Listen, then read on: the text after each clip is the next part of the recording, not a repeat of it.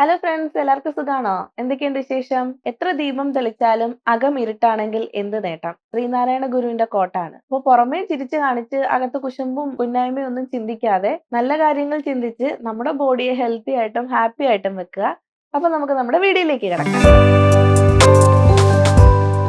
അപ്പൊ ഇന്ന് നമ്മൾ ഡിസ്കസ് ചെയ്യാൻ പോകുന്ന ടോപ്പിക് കോൺസ്റ്റിപ്പേഷൻ ഇൻ പ്രഗ്നൻസി. പ്രഗ്നൻസിയിൽ ഉണ്ടാവുന്ന മലബന്ധം. മിക്കവാറും ഉള്ള ആൾക്കാർ സഫർ ചെയ്യുന്ന ഒരു ബുദ്ധിമുട്ടാണ് അല്ലെ? പ്രഗ്നൻസി ആവുമ്പോൾ ഭയങ്കര കോൺസ്റ്റിപ്പേഷൻ ആയിരിക്കും. അത് ചിലർക്ക് ഫസ്റ്റ് ബിഗിനിങ് തൊട്ട് എൻഡ് വരെയും കാണും, ചിലർക്ക് ലാസ്റ്റ് ട്രൈമസ്റ്റർ ഒക്കെ ആവുമ്പോഴേ കാണത്തുള്ളൂ. അപ്പൊ പലർക്കും ഡിപ്പെൻസ് ആണ്. അപ്പൊ എന്തുകൊണ്ടാണ് ഈ കോൺസ്റ്റിപ്പേഷൻ ഉണ്ടാവുന്നത് നമുക്ക് പ്രഗ്നൻസിയിൽ?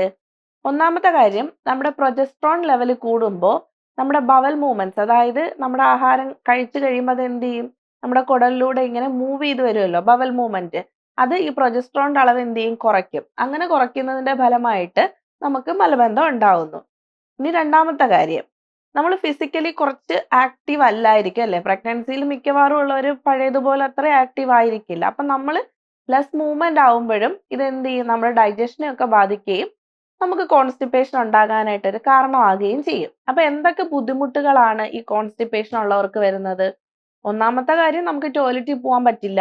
നമ്മൾ അവിടെ പോയിരുന്ന് ഒത്തിരി സ്ട്രെയിൻ ചെയ്ത് ടോയ്ലറ്റിൽ പോകാൻ ശ്രമിക്കുകയാണെങ്കിൽ എന്ത് ചെയ്യും, നമുക്ക് ഹെമറോയിഡ്സ് ഉണ്ടാവാൻ, അതായത് പൈൽസ് ഉണ്ടാവാനുള്ള സാധ്യതകളുണ്ട്. പുറത്തേക്ക് ഇങ്ങനെ തള്ളി തള്ളി വരും. ചിലപ്പോൾ ബ്ലീഡിങ് ഉണ്ടാവും, അതിഭയങ്കരമായ വയറുവേദന ഉണ്ടാവും. നമുക്ക് അതുപോലെ വയറിങ്ങനെ ഭയങ്കര കട്ടിയായിട്ട് ഇങ്ങനെ സ്തംഭിച്ചിരിക്കും. വയറിന് വേദന, ബുദ്ധിമുട്ടുകളൊക്കെ ഉണ്ടാവും. നമുക്ക് ഫുഡ് കഴിക്കാൻ പറ്റില്ല, നോസിയ ഉണ്ടാവും. അങ്ങനെയുള്ള ബുദ്ധിമുട്ടുകളെല്ലാം ഈ കോൺസ്റ്റിപ്പേഷൻ അസോസിയേറ്റഡ് ആയിട്ട് നമുക്ക് വരും. ഇനി ഇതിനെ നമുക്ക് എങ്ങനെ ഓവർകം ചെയ്യാമെന്ന് നോക്കാം. ഒന്നാമത്തെ കാര്യം ഞാൻ ഓൾറെഡി പറഞ്ഞല്ലോ, നമുക്ക് ഫിസിക്കലി ആക്റ്റീവ് ആയിട്ട് എത്രത്തോളം ഇരിക്കാൻ പറ്റുമോ അത്രത്തോളം നല്ലതാണ്. നമുക്ക് കോൺസ്റ്റിപ്പേഷനെ ഒരു പരിധി വരെ പ്രിവെന്റ് ചെയ്യാൻ പറ്റും. അപ്പൊ നടക്കാൻ പറ്റുന്നവർ നടക്കാൻ പോവുക. ബെഡ് റെസ്റ്റ് പറഞ്ഞിട്ടുള്ളവരുടെ കാര്യമല്ല കേട്ടോ. നോർമൽ പ്രഗ്നൻസി ആണ്, നമുക്കെല്ലാം ചെയ്യാൻ പറ്റുന്നവരാണെങ്കിൽ ഫിസിക്കലി നമ്മൾ കുറച്ചും കൂടി ആക്റ്റീവ് ആവാൻ ശ്രമിച്ചാൽ നമ്മുടെ ഡൈജഷൻ കുറച്ചും കൂടി ഈസി ആയിട്ട് നടക്കും. അപ്പം നമുക്ക് ഈ കോൺസ്റ്റിപ്പേഷൻ ഒന്നും വരാണ്ടിരിക്കും. ഇനി ഓൾറെഡി ഹെമറോയിഡ്സിന്റെയോ പൈൽസിന്റെ ഒക്കെ ബുദ്ധിമുട്ടുള്ളവരാണെങ്കിൽ നമുക്ക് പ്രോപ്പർ ആയിട്ടൊരു ഡോക്ടറിനെ കാണാം.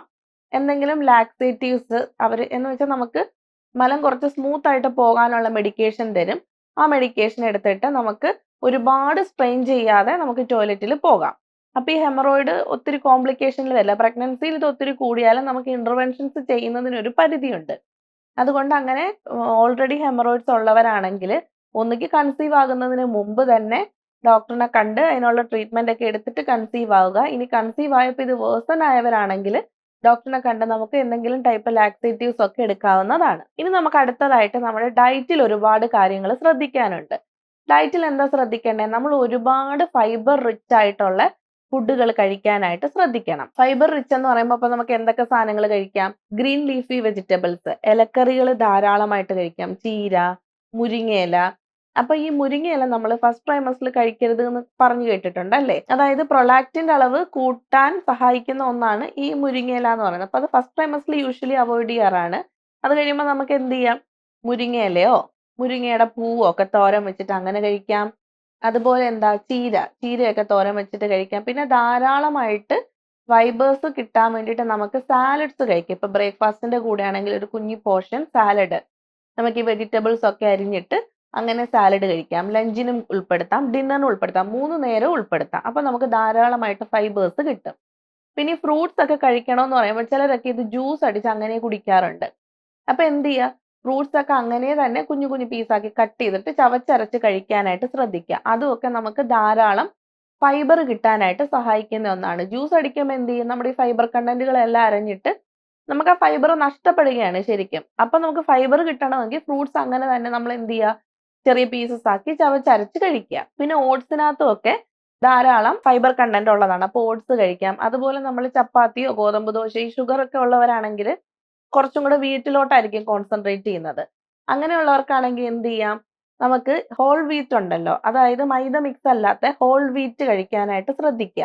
അപ്പൊ അതിനകത്തുനിന്ന് നമുക്ക് ധാരാളം ഫൈബേഴ്സ് കിട്ടുന്നതാണ്. ഇനി നമ്മൾ ചോറ് കഴിക്കുമ്പോൾ നമ്മൾ എന്ത് ചെയ്യുക? ഈ മട്ട റൈസ് ഇല്ലേ, അതായത് നമ്മുടെ പോളിഷ്ഡ് റൈസ് അല്ല, വെള്ള അരിയല്ല, മട്ട റൈസ് വാങ്ങിയിട്ട് അത് കഴിക്കുന്നതും കുറച്ചും കൂടി നമുക്ക് ഫൈബർ കണ്ടന്റ് കിട്ടാനായിട്ട് സഹായിക്കും. കുറച്ചും കൂടി ഹെൽത്തി നോക്കുവാണെങ്കിൽ നമുക്ക് കഴിക്കാൻ നല്ലത് മട്ട റൈസ് ആണ്. പിന്നെ അങ്ങനെ ഫ്രൂട്ട്സ് വെജിറ്റബിൾസ് ഒക്കെ ധാരാളമായിട്ട് കഴിക്കുക. അതുപോലെ ഒരു പിടി നട്ട്സ് നമുക്ക് വൈകുന്നേരം ചായയുടെയോ പാലിന്റെയോ ഒക്കെ കൂടെ നമുക്ക് ഒരു പിടി നട്ട്സ് ധാരാളമായിട്ട് കഴിക്കാവുന്നതാണ്.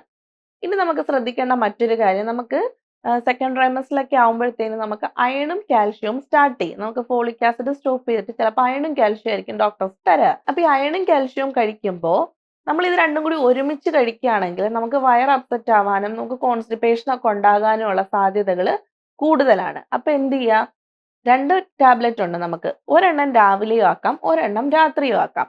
രാവിലെ അയൺ കഴിക്കാം, രാത്രി കാൽഷ്യം കഴിക്കാം. അപ്പൊ അത് തങ്ങളിലുള്ള ഒരു ഗ്യാപ്പ് കിട്ടും നമുക്ക്. എന്നാൽ ഇനി ചില പേഷ്യൻസിന് സിവിയർ അനീമിയ ഒക്കെ ആകുമ്പോൾ ഡോക്ടേഴ്സ് 2 അയൺ ടാബ്ലറ്റ് വെച്ച് കഴിക്കാൻ പറയും. അപ്പൊ നമ്മൾ എന്ത് ചെയ്യണം, ഒന്ന് രാവിലെയും കഴിക്കണം, ഒന്ന് വൈകിട്ടും കഴിക്കണം അല്ലേ.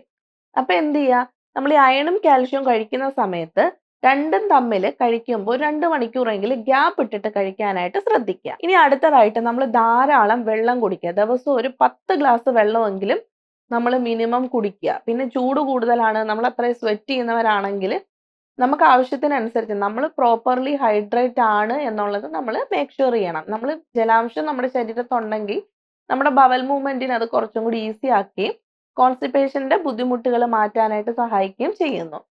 ഇനി മറ്റൊന്നാണ്, നമ്മളൊരു ഡെയിലി റുട്ടീൻ കൊണ്ടുവരിക. അതായത് എല്ലാ ദിവസവും കൃത്യസമയത്ത് തന്നെ ടോയ്ലറ്റിൽ പോകാനായിട്ട് ശ്രമിക്കുക. അല്ലാതെ നമ്മൾ ഇടയ്ക്കിടയ്ക്ക് പോയിരുന്ന് ഇങ്ങനെ സ്ട്രെയിൻ ചെയ്ത് പോയിക്കുന്നതിനും നല്ലത് ഒന്നെങ്കിൽ രാവിലെ എണീറ്റ് ബ്രഷ് ഒക്കെ ചെയ്ത് ടോയ്ലറ്റിൽ പോകുന്ന എല്ലാ ദിവസവും ചെയ്ത് വരുമ്പോൾ അതൊരു ഹാബിറ്റ് ആയിട്ട് വരികയും റുട്ടീനായിട്ട് ആ സമയമാകുമ്പോൾ എലിമിനേറ്റ് ആയി പോവുകയും ചെയ്യും. അപ്പൊ അതും നമുക്ക് ശ്രദ്ധിക്കാവുന്ന കാര്യമാണ്. അതുപോലെ തന്നെ ഫ്രൂട്ട്സിന്റെ കാര്യം നോക്കുകയാണെങ്കിൽ നമുക്ക് ഫൈബേഴ്സ് കിട്ടുന്ന ഫ്രൂട്ട്സ് എന്തൊക്കെയാ, പേരയ്ക്ക, അതുപോലെ തണ്ണിമത്തൻ, പപ്പായ, ഇതൊക്കെ എന്ത് ചെയ്യാം, നമുക്ക് പീസുകളായിട്ട്, ജ്യൂസ് അല്ലാതെ പീസുകളായിട്ട് തന്നെ കഴിക്കാവുന്നതാണ്. പിന്നെ നമ്മുടെ ഉണക്കമുന്തിരി ഇല്ലേ, അത് നന്നായിട്ട് കഴുകി വൃത്തിയാക്കിയതിന് ശേഷം ഇത് നമുക്ക് സോക്ക് ചെയ്യാനിടാം. നല്ല കുറച്ച് തിളപ്പിച്ചാറ്റിയ വെള്ളത്തിൽ സോക്ക് ചെയ്യാനിടുക. പിറ്റേ ദിവസം ഇതൊന്നുകിൽ നമുക്ക് നല്ലപോലെ ഞെരടിയിട്ട് ആ വെള്ളവും ആ ഉണക്കമുന്തിരി അങ്ങനെ തന്നെ കഴിക്കുക. ഇത് കഴിക്കുന്നത് നമുക്ക് അയൺ കൂടാൻ സഹായിക്കും എന്നുള്ളതുപോലെ തന്നെ കോൺസ്റ്റിപ്പേഷന് ഒരു പരിധി വരെ ചെറുക്കാനും സഹായിക്കുന്ന ഒന്നാണ്. അപ്പൊ എല്ലാവരും ഹെൽത്തി ആയിട്ട് കഴിക്കുക, കുടിക്കുക, ഹാപ്പി ആയിട്ടിരിക്കുക. വീഡിയോ ഇഷ്ടമായിട്ടുണ്ടെങ്കിൽ ലൈക്ക് ചെയ്യുക, ഷെയർ ചെയ്യുക, സപ്പോർട്ട് ചെയ്യുക. അടുത്ത വീഡിയോ കാണുന്നവരെല്ലാവർക്കും ബൈ.